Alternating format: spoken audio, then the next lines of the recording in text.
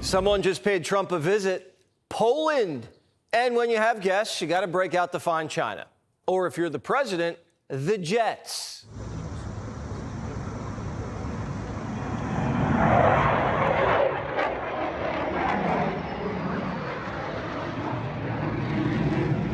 Trump had 4 F-16s and 4 more F-35s conduct a flyover for the new president of Poland.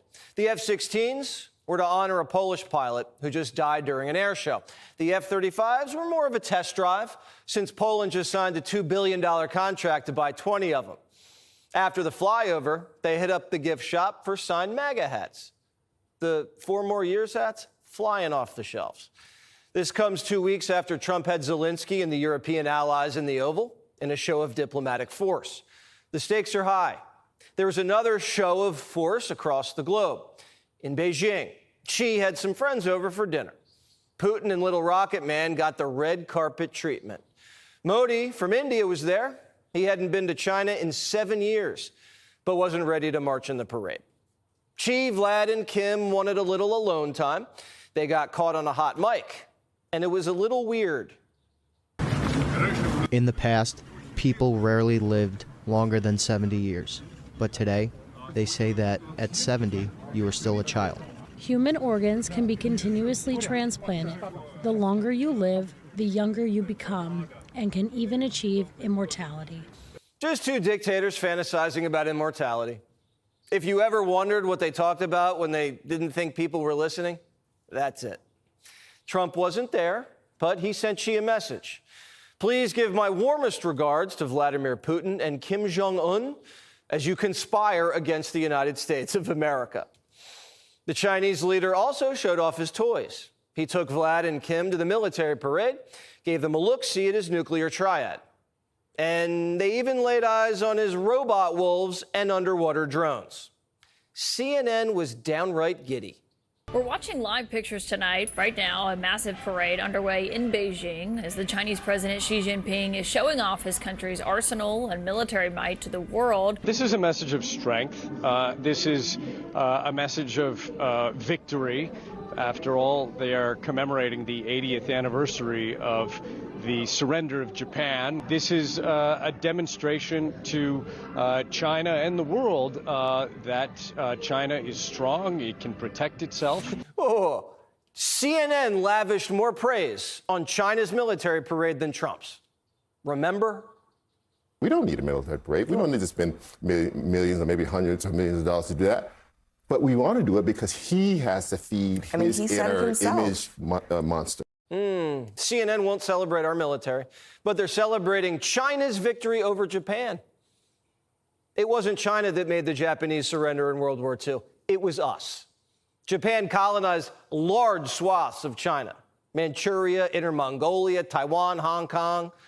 Mao won a few small battles, but it was the U.S. military that decimated the Japanese Empire in the Pacific Theater and forced their surrender with atomic bombs, too. We basically liberated their country. Have the Chinese said thank you? I thought it was a beautiful ceremony. I thought it was very, very impressive. But I understood the reason they were doing it, and they were hoping I was watching, and I was watching. President Xi is a friend of mine, but I thought that the United States should have been mentioned last night during that speech because we helped China. Thank yous go a long way, especially if you want to do business, and especially if you want to do business with Trump. Trump's not too happy with India either. Modi shouldn't be cozying up with the Chinese. India is a democracy, an ally, and a key player to counter China.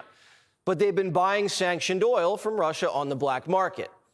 India doesn't have oil, and Russia's their neighbor, so it makes sense to buy it from Putin. But they're feeding Russia's war machine and making it harder for Trump to make peace in Ukraine.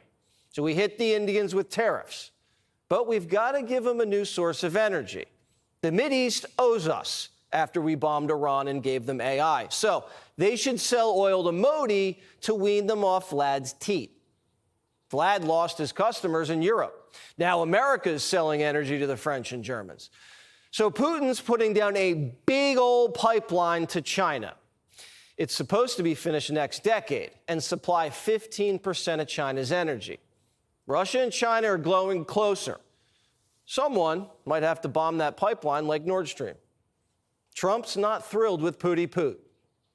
I have no message to President Putin. He knows where I stand, and he'll make a decision one way or the other. Whatever his decision is, we'll either be happy about it or unhappy. And if we're unhappy about it, you'll see things happen. Now, the media says Trump hasn't done enough. The president said, I'm just getting started. You've expressed many times your frustration and disappointment with Putin, but there's no action since you took your office. Don't you worry that? How do you know there's no action? But really? Don't you worry? Wait. Who are you with? I'm with Polish Radio. Okay. How do you know there's no action? Would you say that putting secondary sanctions on India, the largest purchaser outside of China, they're almost equal, would you say there was no action? That cost hundreds of billions of dollars to Russia. You call that no action? And I haven't done phase 2 yet or phase 3. But when you say there's no action, I think you ought to get yourself a new job. Now, if Putin blows off and drags out the Zelensky meeting and keeps escalating the war in Ukraine, Trump doesn't have a choice but to ramp up sanctions and tariffs, and he might have to turn the Europeans loose and add more firepower. Hopefully, it doesn't come to that. The China trade deal, that's the white whale. If he captures it, it puts Xi in check, and India falls back into our lap, and we can do business with Modi. Remember, that's where Apple's setting up shop. Trump's already stopped wars in Asia, Africa, and the Mideast. He's just embarrassed that every time a world leader comes by to sign a peace deal in a Democrat city, they have to dodge bullets. They are against preventing crime. They are fighting us. I want to go into Chicago, and I have this incompetent governor that doesn't want us. Do you know that this weekend 72 people were shot in Chicago? I'm embarrassed to say it in front of the president of Poland. Chicago looks like Baghdad. And Trump's trying to save lives at home, just like he is overseas. Ribs won't call him and admit he needs help. Lightfoot, remember her? She's back. And she says, what warfare? Here comes the lawfare. If he comes to Chicago, he's going to be in court. And he's going to be sued by the state, he's going to be sued by the city, and I believe that there will be private interests that also sue him. This is not about violent crime, and I don't think we should pretend that this manufactured crisis and his attempt to provoke people in Chicago is legitimate exercise of power. It is not. There's nothing manufactured about 57 shot. I bet if the guard were there wouldn't be so many holes in bodies. After Mayor Johnson blamed guns and Republicans, an alderman said, the joke's on you. I'm actually quite surprised he didn't blame the Confederacy, Richard Nixon, or colonialism for why we have all the problems in the city of Chicago, because those are also his go-tos. JB Back Ribs has been complaining about how tough this week's been. All of this negative attention, the president saying he needs to lose weight. Hegseth says, you got to be kidding me.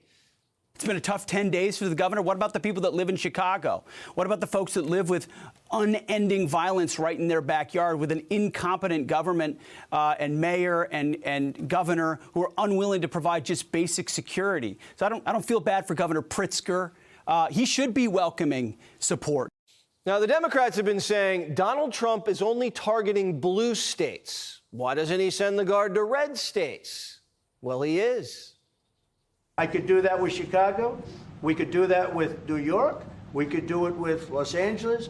So we're making a determination now. Do we go to Chicago or do we go to a place like New Orleans where we have a great governor, Jeff Landry, who wants us to come in and straighten out a very nice section of this country that's become quite tough, quite bad. The mayor of D.C. didn't want the guard at first, too. Now, Blue City Bowser is red-pilled. She wants the guard to stay till Christmas. And she says she'll coordinate with law enforcement. D.C.'s going out to dinner, carjackings are down, not a single homicide in almost 2 weeks. That's how Democrats should do it. Unite with Trump. Take the credit and save lives. All it takes is a little humility. Surely if I can admit I'm wrong, Democrat politicians can too. The strategy's working so well, Trump may take Melania out for date night. You is it a restaurant in D.C.? You haven't gone to. I might, sure. You haven't gone to one in either of your terms that wasn't. How do you know? How do you know? Because I and many other. Do you want me to prove you track. wrong? Do you want me to prove you wrong? Yes, please. But I will. I think it's something we could consider doing. I'd love to do it. I love the White House food, but after a while, I can see going to a nice restaurant. It's safe. Trump wants to make peace so he can go into heaven. Doesn't matter where it is, Chicago, Ukraine, D.C. He just wants people to live. Remember, Democrats thought he was dead. But if Putin and Xi are right, Trump might live forever. Click here to subscribe to the Fox News YouTube page to catch our hottest interviews and most compelling analysis. You won't get it anywhere else. Hello, I'm Lucy Hawkins. Good to have you with us on BBC News Now. Let's take you back to our top story this hour, to China. They have held a massive military parade in Beijing, the biggest ever, unveiling what appears to be a new arsenal of high-tech weapons, celebrating the end of the Second World War in Asia. Our China correspondent, Steve McDonnell, has the latest for us. So the parade is over here and we are seeing traffic return to the streets of Beijing. It's not as busy as a normal working day yet, but the city's starting to get back to normal. And now it's a time to reflect on what this was all about. Now, naturally, it was a parade to mark the end of World War II in Asia. But the Chinese government has also used it to show off its latest military kit. We've seen jets, helicopters, tanks, armoured cars, underwater drones, lasers, intercontinental ballistic missiles. For this reason, some have questioned the event and said, really, should we be worried that this country might start using these weapons as it flexes its muscles on the world stage? Xi Jinping would say, no, you shouldn't be worried because this is actually peace through strength. Well, that's his argument anyway. Then there's the political aspect of this.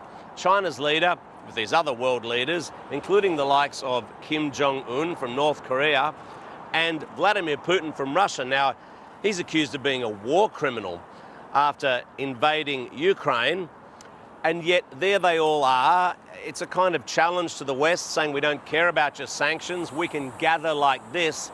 And the argument would be that the West's influence is in decline because of the collapse of the leadership of the United States under Donald Trump. The US is going it alone, it's putting tariffs on its allies. Here's Xi Jinping with a message of stability. You can rely on this country, and maybe it would be appealing to other countries. And yet others would say that really what Xi Jinping is doing is offering support to other authoritarian leaders. They might not mind though. There they all are up on Tiananmen Gate watching the parade going through. And yet some in China have also questioned, is this how their country should be portrayed to the rest of the world? Military parades in this day and age? Isn't it something out of the Cold War? What about the new China, the China of ideas? Whatever happened to that? And yet others, of course, especially those with a bit more of a nationalist bent, might love it. They might think, you know, people used to walk all over us. Now China fears no one, and look at all that equipment. Of course, for the Chinese government, if the worst from all of this is that others would fear them, maybe they'd take that, because one of the key messages from today is that you can't push China around anymore. Steve McDonnell there in Beijing. President Trump, of course, not at the parade. He's made his views clear, though, on social media, talking about how many Americans died in China's quest for victory and glory. Let's have a look at this post on Truth Social, where he said President Xi and the wonderful people of China have a great and lasting day of celebration. But then he ended the post by saying, please give my warmest regards to Vladimir Putin and Kim Jong-un as you conspire against the United States of America. The Kremlin's responded, saying that Mr. Trump's comments were probably an ironic joke. Let's speak to Naomi Lim now, White House reporter at the Washington Examiner. Lots of different views on what exactly it is President Trump meant in this social media post. Naomi, what do you think? What are others saying? So I have asked the White House for clarification on it because it is a little bit different from what we heard him say in the Oval Office yesterday. a BBC colleague of yours actually asked him, whether he is worried that China is setting itself up as a sort of, another option in terms of leadership in the world. And he downplayed the concerns. He sort of said, no, he doesn't believe that that is the case. In fact, China needs the US, whether it's economically, particularly as the tariff war and trade deals are ongoing. And so I think that, there's this sort of, approach to foreign policy within the Trump administration that I think they're still figuring out, because we even saw in the Oval Office yesterday, I assumed going into the day that they would try to, portray strength or something like that to, create this political split screen from what we've been seeing all weekend from China. Not only was the meeting, that there were high-profile meetings between President Xi and President Modi of India, but now obviously this huge military display. And we were sort of surprised yesterday because it was mainly an announcement about the US Space Force. And so I think we'll see sort of an adjustment with that today, particularly after we saw this Truth Social post from the president. But about a big viral social media trend over the weekend. How did you find out over the weekend that you were dead? You see that? No. People didn't see you for a couple days. 1.3 million user engagements as of Saturday morning about your demise. Really? I didn't see that. I have heard, it's sort of crazy, but last week I did numerous news conferences, all successful. They went very well, like this is going very well. And then I didn't do any for 2 days, and they said, there must be something wrong with him. Biden wouldn't do them for months. You wouldn't see him. And nobody ever said there was ever anything wrong with him, and we know he wasn't in the greatest of shape. No, I heard that. I get reports. Now, you knew I did an interview that lasted for about an hour and a half with somebody, and everybody saw that was on one of your competitors. I did numerous shows and also did a number of truths, long truths, I think pretty poignant truths. No, I was very active over the weekend. They also knew I went out to visit some people at the club that I own, pretty nearby on the Potomac River. And no, I've been very active actually over the weekend. I didn't hear that one. That's pretty serious stuff. I'm glad it's Well, it's fake news. It's just it's so fake. That's why the media has so little credibility. I knew they were saying, like, is he okay? How's he feeling? What's wrong? I said, I just left. And it's also sort of a longer weekend, it's Labor Day weekend. So I would say a lot of people know I was very active this Labor Day. I had heard that, but I didn't hear it to that extent. Hey, Sean Hannity here. Hey, click here to subscribe to Fox News YouTube page and catch our hottest interviews and most compelling analysis. You will not get it anywhere else. U.S. President Donald Trump not wasting any time responding to what was the big show in Beijing. In a Truth Social post, he wrote, "May President Xi and the wonderful people of China have a great and lasting day of celebration. Please give my warmest regards to Vladimir Putin and Kim Jong-un as you conspire against the United States of America." For more on this, let's bring in Dave Rank. He's a former career diplomat with the U.S. Foreign Service and was Deputy Chief of Mission in Beijing. I'm eager to get your perspective on all of this. But first, picking up on Donald Trump's calling this a sort of conspiracy against the U.S. This was clearly a show of force to an audience of one, the U.S. president. Was this a product of Trump's own doing, to your mind? Oh, I think to some degree. I'm not sure, though, Xi Jinping or the Chinese would see this as a directed just at Donald Trump. I mean, they were looking at a Chinese audience. They were looking at an audience around the world, and of course, looking at the United States as sort of one of many audiences for this. But your colleague talking about Kim Jong-un and the importance of that meeting, I think it really is significant. You look at 8 years ago when Donald Trump came in his first term in office. There was kind of a truce between the U.S. and China on trade issues, so that as Washington put pressure on Beijing to squeeze Pyongyang to come to the table, and that's completely changed now. Now it's very clear that there's not only sort of trade conflict, but also Beijing is making clear that North Korea is as close or closer than ever. So this visual of Xi flanked by Putin and Kim is just remarkable. And I guess we should ask just how concerned the US in principle should be about this. And beyond the show of unity against the West, are there any tangible outcomes from this summit, this parade that we've seen today that worry you? Well, a lot of it should worry people in the United States. I was less struck by Xi Jinping standing next to Kim Jong-un and Vladimir Putin, although that's significant, than the fact that you had the leader of India there. And that's probably more significant. You know, I would say almost 30 years American presidents have courted India as a counterweight to China. And in a very short amount of time, we have seen that U.S.-India relationship crumble. I think it's important to point out that while this was a huge show of sort of military and diplomatic force to a degree, certainly, with no involvement of the US or indeed the West. And for some time we've heard from that part of the world, from these leaders very specifically, that there is a new world order sort of burgeoning. I just wonder, when you go beyond the kind of optics of this, how much sort of, real sort of substance there is to this sort of tectonic changing of plates, as it were, when it comes to sort of geopolitics? Sure, and I think that's exactly the right question, because parades are symbolism.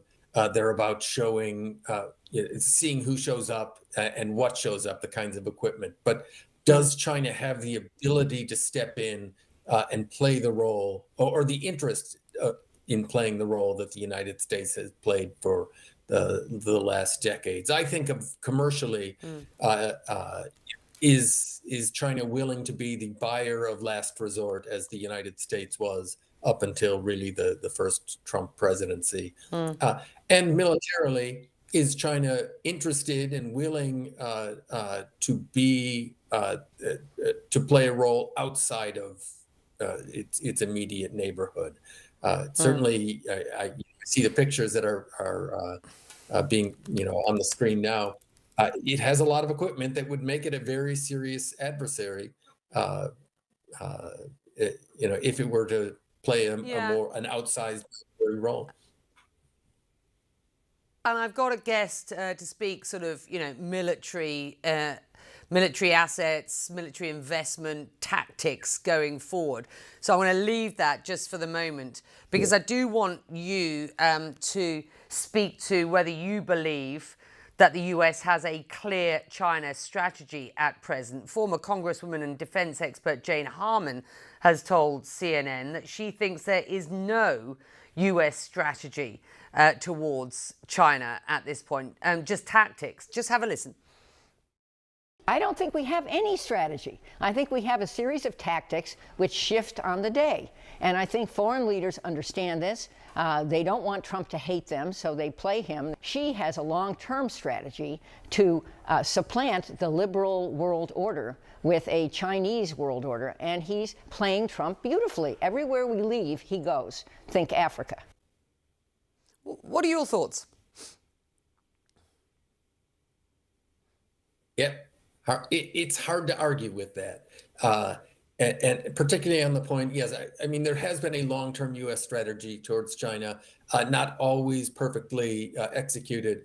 I think that clearly is in the past. Now it is a collection of tactics, and they are often not supporting tactics. So I think that analyst Jane Harman is right in the big picture and in the small picture as well.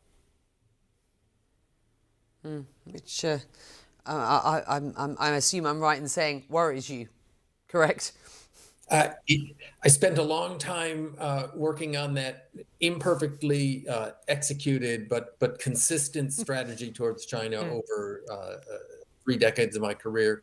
I'm not sure where that goes, and I wish I had more confidence. If there's a strategy, it is one of the best kept secrets in America, because it certainly looks like a collection of tactics or knee-jerk reactions or sort of personal whims at times.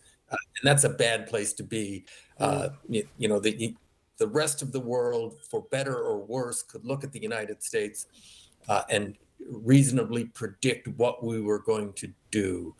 I don't think you can do that anymore, and it's not a great way to run a railroad. So, Xi Jinping, I think, is offering an alternative that isn't attractive to some countries, but there's something to be said for predictability, and Xi is offering to fill the void that the United States has left in the last few months.